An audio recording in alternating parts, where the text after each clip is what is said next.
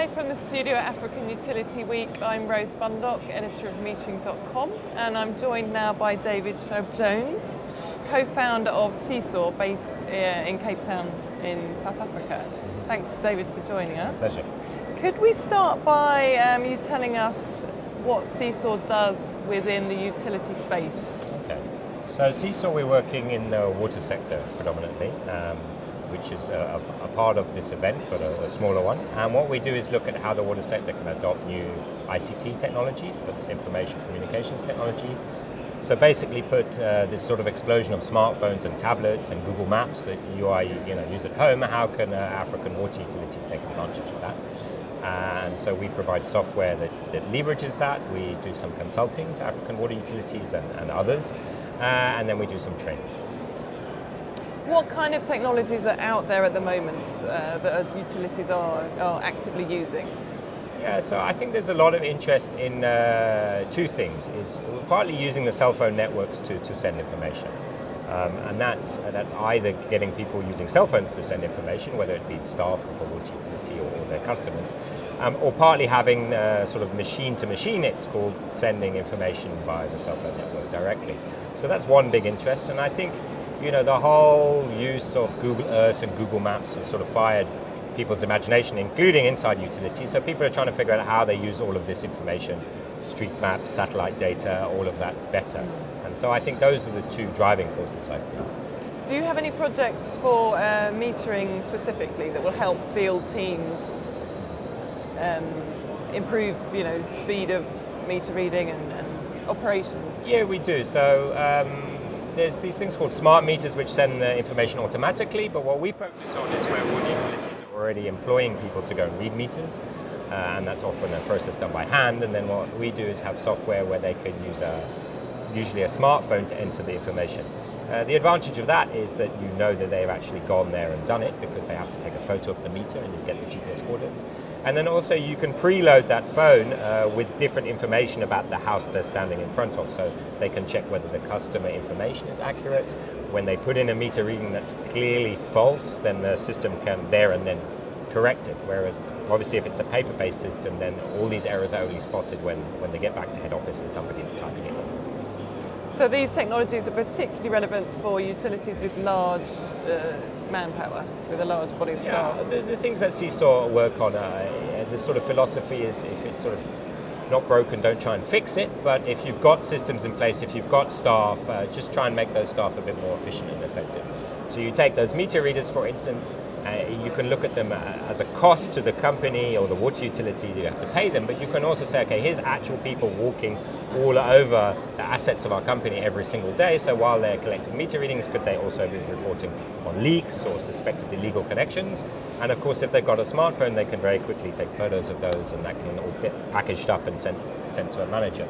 So we try and take that spin on seeing the existing assets, which includes the people, as assets you can sort of get more out of through new technology, rather than let's get in some new technology, fire this lot and do everything automatically.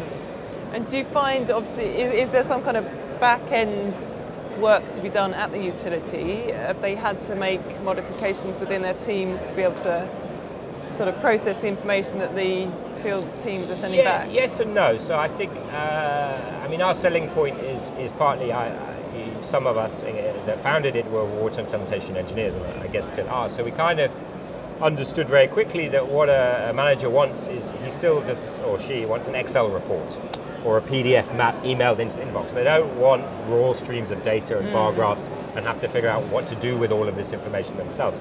So basically, I think one of the ways we add value is doing that sort of processing and calculations for them. So we have software, meter reading software running in Madagascar, and one of the things we do is we analyze the meter readings for the utility themselves and send them back, be careful, this house there may be a leak, why is it suddenly exploded in use in this neighborhood, and kind of take the hard work out of it and just send people reports that they can act on, and I think that's what people are willing to pay for. Some of the stuff that's a bit too complicated or esoteric starts to lose managers' interest quite quickly. So it's a lower cost solution to get more data without deploying it as an advanced sort of metering infrastructure or something like that? Yeah, I mean, if you just look at the sheer cost of the technology we're talking about, a basic smartphone is now down to $60 in South Africa, 800 Rand. So that's a lot cheaper than the smart meter itself. And of course, one meter reader walking around is doing 100, 200, 300 households a month instead of having to invest that smart meter in all these places. So in that sense, it's cheaper. And then also in terms of maintenance, if the phone breaks or gets lost, you can just go along to your Vodacom or MTN and buy a new one. You don't have to contact the manufacturer in France or South Africa or elsewhere to replace the smart meter. Again, great expense. You're doing quite a lot of work in Africa. Which other regions, world regions, do you see this technology being relevant to? Yeah, so I mean, most of our work is in sub-Saharan Africa, although we're starting to do work in Southeast Asia. And you see there, although the dynamics are different, there's a lot of interest there.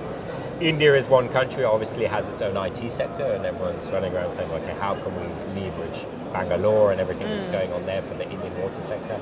And I've heard that in Latin America, some of the more advanced technology is also taking off, whereas their systems are maybe more established and more professional.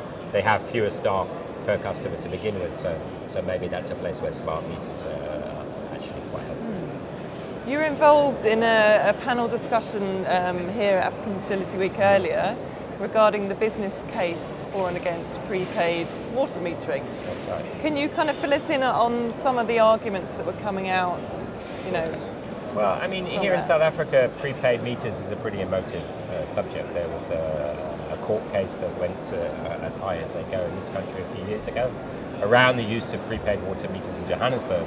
And so, and people, if they're not familiar with the details, are at least familiar with the sentiments around that. So that was the backdrop to the debate. But what actually happened in the debate is we started off with a gentleman from National Water in Uganda, where they've been putting in, I think, well over 1,000 prepaid meters now in poor areas, in informal settlements, with great success. So the start of the debate was, okay, why is it of interest to the utility? And actually, why is it of interest to the customer themselves to have a prepaid meter? In terms of some of the arguments against prepaid meters, sometimes it digressed into discussion, okay, should you pay anyway? But here in South Africa, we have a free basic water allowance for people anyway. And some of the arguments are about, okay, if you haven't proven very capable of maintaining your existing technology, should you complicate things further? And I think so those are some of the valid arguments against, and there's many others. And then lastly, what sort of technologies are you seeing that are coming through for water measurement that could, be game changers? Yeah, I mean, again, sort of some of them sound like niche technologies, but one of the issues that we have in African water utilities is that the quality of the water and the quality of the service is not very good. So, for instance, there's sand and grit in the water. There's not pressure 24 hours, 7 days a week.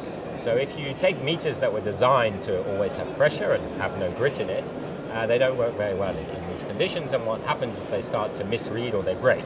So if your whole, if you like, business is based on selling water and counting how much is sold by a household, and you rely on a reliable meter in order to accurately assess how much money people owe you, then a meter that doesn't work in your context is worse than useless. So one of the more interesting things I saw is a South African company, very cognizant of the conditions both here in South Africa and further north in sub-Saharan Africa, designing a meter that doesn't have as many moving parts or any moving parts and basically can deal with some of these drawbacks. And that's very important because it allows utilities to actually get an accurate measure of how much water is being sold to customers and how much water is currently disappearing elsewhere in the system. And without a meter appropriate to African conditions, you are unable to do that. So water metering in Africa 5 years from now, what do you expect to see? Well, I hope there'll be more of those meters that can deal with grit and sand in the water and air, etc., and lack of pressure. So that will be one thing. I mean, at SeeSaw we do a lot of work with the donors as well, so the World Bank Group is something we work with, and one of the things they're very interested in is paying for results. So what they need to understand is whether the water is reaching there. And for that, they need meters that both tell the utility manager what's happening, but also tell the donors and commercial banks and others. So I think that's where we'll see the real drive for smart meter coming from the people who finance water utilities. Okay. So they want to see that it's being effective and they're getting the kind of return on the investment. If you give a utility $10 million to extend water to a poor neighborhood, one way to see that's happening is, okay, is the meter still turning after 6 months, after 1 year, after 2 years? Are people paying for that? So I think the developments in IT allow outsiders to get a snapshot of what's happening in the system and give them the sort of confidence that their money is being well spent and hasn't gone astray or been spent on a pump station that doesn't work well. Okay, interesting. Thank you, David, for your time. Okay, my pleasure. It's wonderful. I'm Rose Bundock at African Utility Week. Thanks for watching.